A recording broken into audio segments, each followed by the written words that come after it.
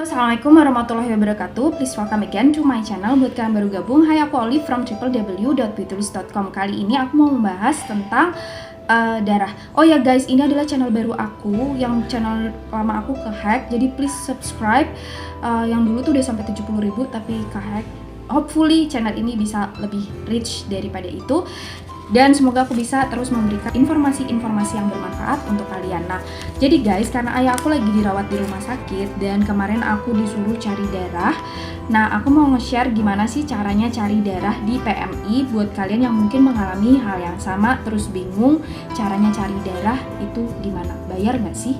Itu ya, katanya bayar, padahal pendonor itu kan gratis, kok kita harus bayar? Nah, jangan skip videonya supaya kamu paham ya. Jadi guys, kalau kamu mau cari darah, caranya yang pertama adalah otomatis pasien harus ke rumah sakit dulu. Nah, nanti kan dianalisis, oh iya pasien ini akan butuh darah, entah dia mau operasi atau memang dia punya penyakit yang memang membutuhkan transfusi darah. Nah, habis itu rumah sakit akan memberikan kamu pengantar dan si pasien akan diambil sampel darahnya. Nah, sampel darah dan pengantar itu kamu bawa ke PMI. Nah, setelah itu kamu serahkan di loketnya. Nanti PMI akan memberikan kamu lembar kuning gini yang akan berisi informasi berapa kantung darah yang dibutuhkan dan berapa kantung darah yang disediakan oleh PMI dan berapa kantung darah yang harus kamu cari sendiri. Terus bayar atau enggak? Bayar atau enggaknya itu tergantung guys. Nah, jadi kalau penyakitnya memang ditanggung oleh BPJS, maka darahnya pun itu tidak akan bayar karena sudah ditanggung oleh BPJS. Yang ditanggung oleh BPJS adalah biaya pengelolaan darah yang ada di PMI itu guys. Nah, karena darah setelah kita transfusi itu nggak bisa langsung diberikan kepada pasien, itu harus melalui pengelolaan dulu dan pengujian darah dan banyak macamnya yang itu tentunya ada biayanya. Jadi PMI membebankan biaya untuk proses itu semua. Biasanya senilai bervariasi dari 360 ribuan ya kalau aku nggak salah. Nah, per kantong darahnya. Nah, tapi itu semua sudah ditanggung BPJS, cuma namanya stok darah di PMI itu tidak banyak ya guys. Jadi kita kadang harus cari sendiri. Kayak ayah aku butuh 20 kantong nih tertulis di formnya ini, tapi yang ada di PMI untuk ayah aku hanya disediakan 10 kantong. Jadi 10 kantongnya lagi aku harus cari pendonornya sendiri. Tapi aku tidak perlu lagi bayar biaya apapun, biaya pengolahan, biaya apapun, karena itu sudah ditanggung sama BPJS. Aku hanya perlu mencari orangnya aja, gitu ya. Terus cara cari orangnya itu gimana? Ada dua cara. Yang pertama itu dengan cara kamu nge-share, nge-broadcast keperluan darah ke media sosial kamu. Terus bisa juga ke grup pendonor darah yang ada di kota kamu. Nah, bentuk broadcastnya seperti apa? Yang bagus, baku, dan informatif adalah yang seperti ini. Nah, itu tadi.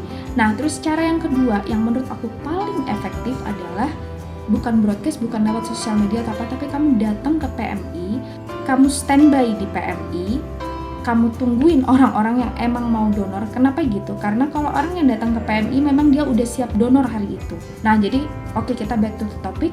Caranya adalah kamu standby di PMI. Ini menurut aku yang paling efektif. Standby-nya di sebelah mana? Standby-nya adalah di tempat orang melakukan registrasi untuk melakukan donor darah, atau di tempat orang ngambil formulir registrasi. Ini bukan formulirnya ya, ini contoh aja. Formulir registrasi, di situ kamu standby. Jangan lupa kamu bawa pulpen. Nah, jadi setiap ada orang mau registrasi, kamu tanyain, Mas, Mbak, Pak, Bu, ini darahnya mau didonorkan sukarela atau sudah tertuju kepada suatu pasien? Kalau dia jawab sukarela, kamu jawab boleh nggak untuk misalnya saudari A, saudari B, tergantung. Misalnya kayak aku, untuk ayah aku, jadi aku akan ngomong, boleh nggak darahnya untuk ayah saya mau operasi. Nah, nanti di kolom registrasi itu ada kolom khusus apabila memang darah itu sudah mau ditujukan ke pasien tertentu. Tinggal diisi aja, di situ namanya, nama pasien, dirawat di mana, dan golongan darahnya apa. Nah, terus udah deh, jadi kamu standby aja di formulir registrasi. Setiap ada orang datang, kamu tanya, Pak, dia donor sukarela atau enggak, golongan darahnya apa. Misalnya kayak contohnya kayak ayah aku, golongan darahnya O, cocok sama ini. Oh, Mbak O juga. Oh ya, ayah saya O juga, boleh nggak darahnya darah yang Mbak donorkan untuk ayah saya.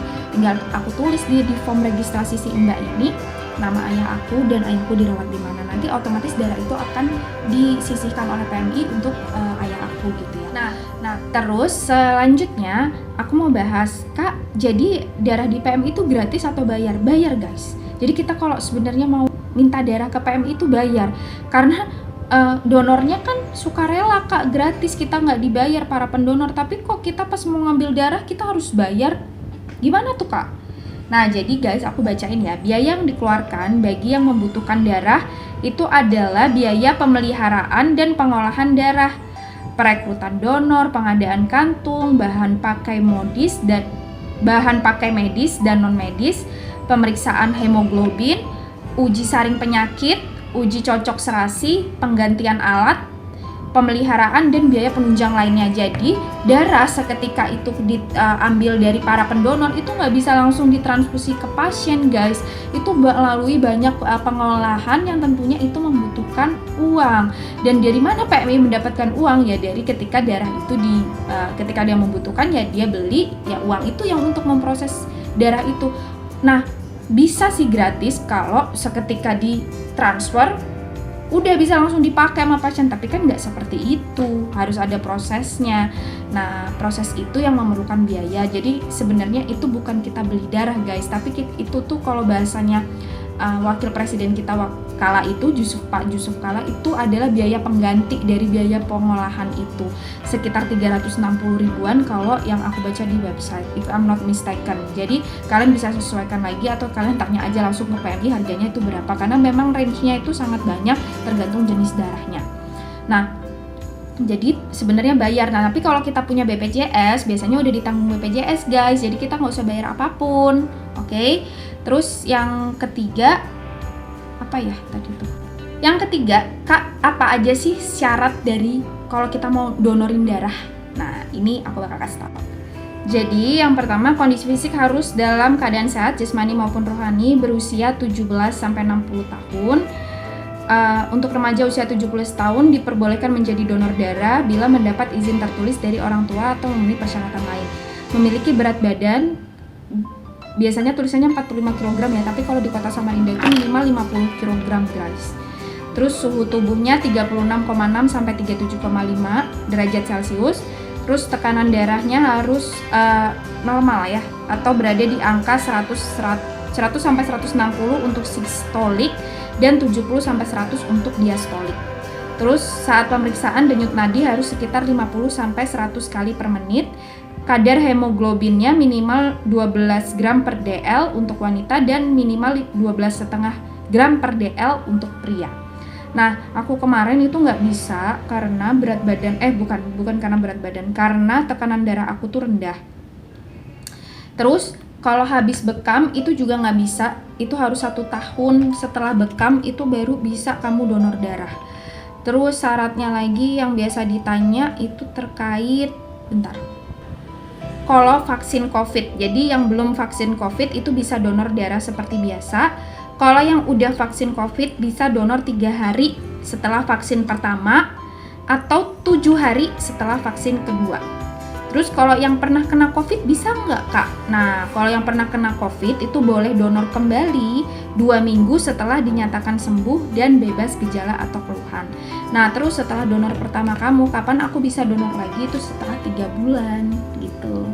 Jadi per 3 bulan kamu bisa donorin darah kamu. Nah jadi itu cara donor darahnya. Nah jadi cukup datang aja ke PMI bawa KTP ya, terus nanti isi formulir registrasi, udah deh. Kalau nanti kamu bakal diperiksa kesehatannya, kalau memang kamu memenuhi syarat untuk donor maka kamu bisa donor gitu. Udah habis dari selesai donor kamu bakal dapat makanan gitu, untuk makanan, susu kayak gitu dari PMI-nya. Udah kamu nggak bayar apa-apa. Ya iyalah, masa donor disuruh bayar. Nanti yang perlu darah yang harus bayar, tapi insya Allah udah ditanggung BPJS. Jadi jangan lupa punya BPJS juga ya. Nah itu aja seputar darah dari aku. Semoga informasi ini bermanfaat. Buat yang lagi sakit semoga segera sembuh dan semangat terus. Dan buat keluarganya juga yang mungkin harus mencari darah untuk kerabatnya atau untuk orang tuanya atau siapanya lah, terus semangat. nggak usah putus asa, insya Allah banyak orang baik. Insya Allah banyak orang baik yang ada di dunia ini. Jadi semangat terus ya, cepat sembuh dan selalu sehat buat kalian semua. Assalamualaikum warahmatullahi wabarakatuh. Jangan lupa subscribe.